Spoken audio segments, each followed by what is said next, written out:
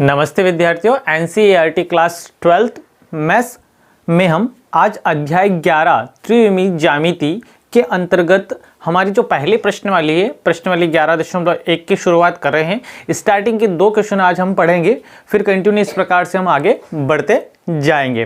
तो आइए देख लेते हैं हमारा जो पहला क्वेश्चन है वह क्या बोल रहा है। यदि एक रेखा XYZ अक्षों के साथ क्रमशः 90 डिग्री, 135 डिग्री और 45 डिग्री के कोण बनाती हैं तो इसकी दिक् कोसाइन या दिक् कोजाएं ज्ञात कीजिए। यानी क्वेश्चन ये बोल रहा है हमें कि हमें दिक् कोजाएं L, M, N ज्ञात करना है। L, M, N के बारे में आपने जो हमारा अध्याय 10 है वहाँ पे आपने पढ़ा है। दिक् कोजाओं के बारे में, एलिमेंट के बारे में आपने वहां पे पढ़ा है। तो पूर्व ज्ञान के आधार पे हम पूर्व ज्ञान का उपयोग करते हुए ही यहां पर इस क्वेश्चन को आगे हल करेंगे। तो सबसे पहले हम लिख लेंगे जो हमें दिया है। पहला प्रश्न हमारा, पहले प्रश्न का हल तो लिखेंगे हम दिया है। ठीक है, तो दिया है, क्या दिया हमें? कोण दिए हैं। कोण दिया हमें अल्फा का मान और बीटा का मान और गामा का मान। तो यहाँ पे हम लिख लेंगे अल्फा बराबर कितना दिया हमें? 90 डिग्री, बीटा बराबर दिया हमें 135 डिग्री और गामा बराबर दिया हमें 45 डिग्री। तब हमें क्या निकाल लेना है? दिक् कोसाइन या दिक् कोजाएं। तो दिक् कोजाएं तब दिक् को साइन, इनको दिक् कोजाएं भी बोलते हैं, दिक् कोजाएं। तो दिक् कोजाएं हमारी क्या हो जाएगी? L, M, N। तो जो L होता है हमारा वह क्या होता है? Cos alpha. तो यहाँ पे जब हम मान रखेंगे, देखिए L बराबर होता है हमारा कोस अल्फा।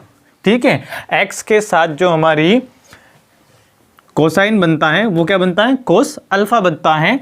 तो यहाँ पे हम जब मान रखेंगे तो ये हो जाएगा कोस 90 डिग्री। अल्फा का हमने मान रख दिया तो इसका मान कितना मिलता है? कोस 90 का मान हमें कितना मिलता है?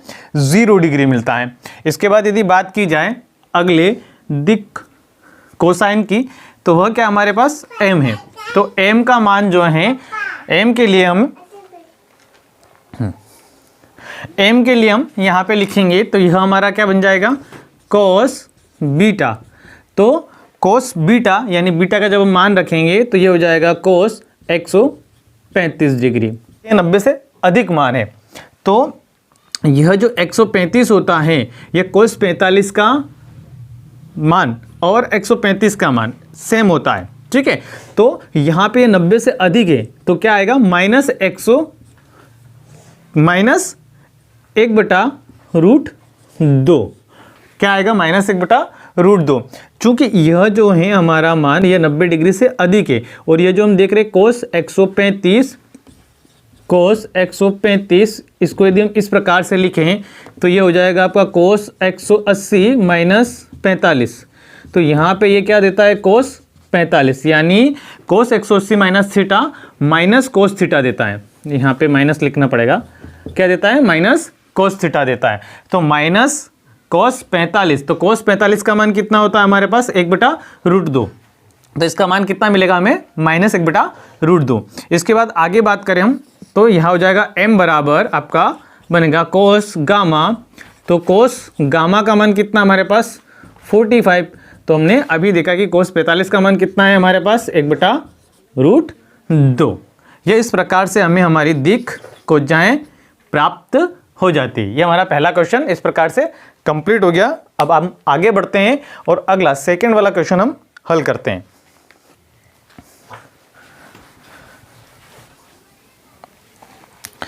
देखिए अगले क्वेश्चन में क्या बोल रहा है? एक रेखा के दिक् कोसाइन ज्ञात कीजिए जो निर्देशांकों के साथ समान कोण बनाती हैं। यानी जो हमारे निर्देशांक हैं XYZ अक्ष के, उसके साथ समान कोण बनाती हैं, एक जैसे कोण बनाती है। यानी हम ये कह सकते हैं कि अल्फा, बीटा और गामा आपस में क्या यहाँ पे बराबर है। ठीक है, ये हम कह सकते हैं किसके अनुसार? क्वेश्चन के अनुसार।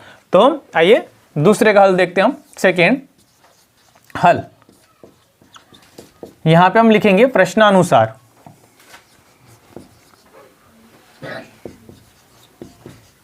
प्रश्नानुसार, प्रश्न में क्या कहा गया है कि निर्देशांक के साथ ये समान कोण बनाते हैं, तो प्रश्नानुसार हो जाएगा आपका अल्फा बराबर बीटा बराबर गामा। इसको हमें क्या दे देना है, समीकरण नंबर 1 नाम दे देना है। अब इसके बाद हमने एक सूत्र पढ़ा है हमारा, चूंकि हमें यहाँ पे निकालना क्या है भाई, दिक कोसाइन, तो हमने एक फॉर्मूला पढ़ रखा है cos square alpha plus cos square beta plus cos square gamma बराबर 1। तो यह वाला जो फॉर्मूला है इसका उपयोग कर हम क्या निकाल पाएंगे, दिक कोज्या या दिक कोसाइन निकाल पाएंगे। तो अब यहां पे देखिए आप, यह जो हमारा फॉर्मूला है इसमें यदि हम बात करें तो अल्फा बीटा और गामा, तो यहां पे जब हम समीकरण 1 में देख रहे हैं तो अल्फा बराबर बीटा रख सकते हैं, बीटा बराबर गामा रख सकते हैं, आपस में इन सबको क्या है, बराबर हैं।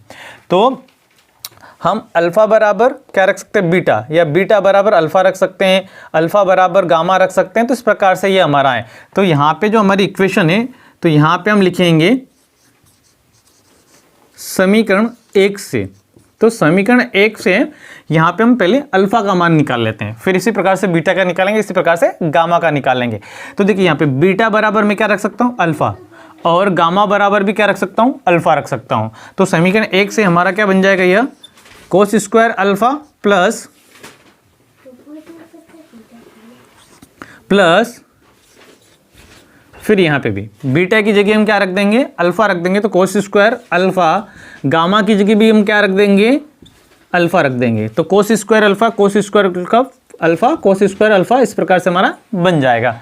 अब यहाँ पे देखिए तो सेम है, तो यह क्या हो जाएगा, जुड़ जाएगा। तो यहाँ पे क्या बनेगा हमारा 3 कोस स्क्वायर अल्फा बराबर 1। यहां से हम जब आगे बढ़ें, इसको आगे बढ़ाएं, तो यह क्या बन जाएगा हमारा कोस स्क्वायर अल्फा बराबर 1/3। यह जो है इनटू में 3 है, इसके गुणे में 3 है, यह कहां चला जाएगा, इसके बटे में। अब इधर से हम क्या हटा देंगे, स्क्वायर हटा देंगे।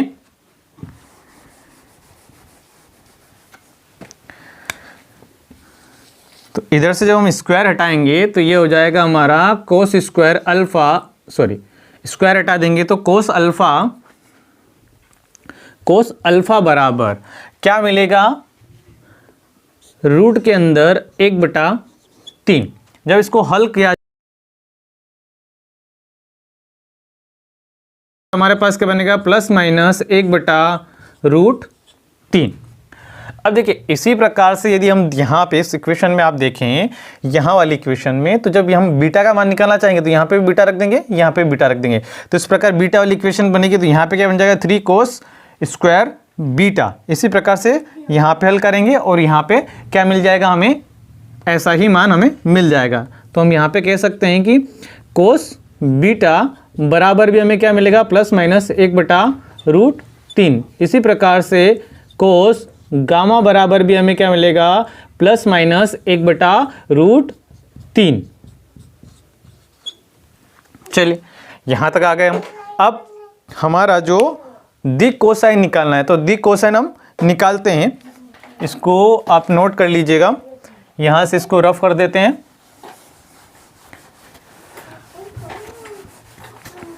चलिए अगला देखते हैं, और हमारा हम निकाल लेते हैं देखिए अब हम निकालेंगे दिक को साइन या दिक को जाए। तो पहला हम लेते हैं L। तो L बराबर क्या होता है हमारा, कोस अल्फा। L बराबर क्या बनता है हमारा, कोस अल्फा बनता है। तो कोस अल्फा बनता है, तो यह क्या हो जाएगा, कोस अल्फा का मान क्या हमारे पास, प्लस माइनस 1/√3। ठीक है, ये हमारा पहला आ गया। इसी प्रकार से सेकेंड निकालेंगे हम M। तो यह होता है आपका कोस बीटा। तो इसका मान भी कितना है, प्लस माइनस 1/√3। इसी प्रकार से क्या निकालेंगे हम N।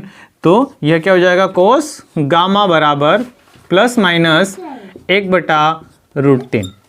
ये हमारे दी कोसाइन, इस प्रकार से हमें प्राप्त हो जाते हैं। इस प्रकार से आपके दोनों ही क्वेश्चन क्या हो गए, कंप्लीट हो गए। आई होप आपको दोनों क्वेश्चन समझ में आए होंगे। यदि आपको क्वेश्चन अच्छे लगे हैं, वीडियो समझ में आया है, तो वीडियो को आपको लाइक करना है, शेयर करना है, कमेंट करना है। और यदि आप मेरे यूट्यूब चैनल पे नए हैं, चैनल को सब्सक्राइब कर लें, बेल आइकन को प्रेस कर लें, ऑल नोटिफिकेशन चालू कर लें, ताकि इस प्रकार के वीडियो आपको मिलते रहें।